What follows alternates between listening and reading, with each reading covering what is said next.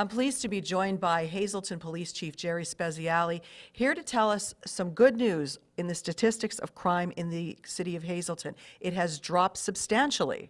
Yes, it has. In 15, we were able to see a 26% reduction in crime.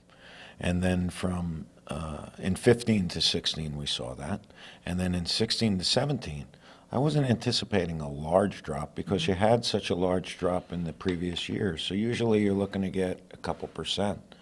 We were able to glean another 19%, which has been tremendous. Overall, it's about a 40% reduction. Which is great, but I'll never be satisfied until there's no crime.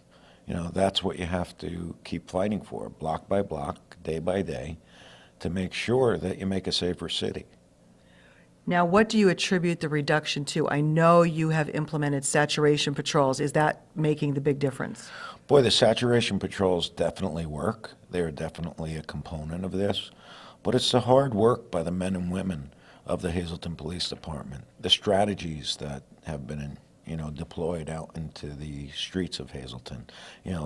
Those are the things that I attribute it to, the men and women working hard to make sure that they are combating crime, in addition to preventing crime before it occurs, because that's a big thing. We were talking earlier, and you said it's important for people to feel safe in their neighborhood. So talk about that. I can talk about numbers all day long, but unless you feel safe in your home, in your neighborhood, the perception may be that it's dangerous. The reality is that if you come into the city of Hazleton, you are not going to be the victim of a crime. It's more likely than not that you will not be a victim of crime here in Hazleton. So that's a good thing. But how do you get that message to the public to say, you're safe, we're here, we're protecting you? And it's all a perception. So we don't want to have misperceptions. We want to make sure that people feel safe in their homes and their neighborhoods. And anybody that wants to come here and shop recognizes that this city is a safe city, and we are making it safer. What's the feedback that you get? Are people saying they feel safe, or are they saying they don't feel safe?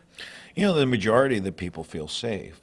But again, you have one incident, and it shocks the conscience of the community because, whether that headline says shooting or whether that headline says, robbery, although they're down tremendously, what happens is that one headline puts the perception into the mind of the public.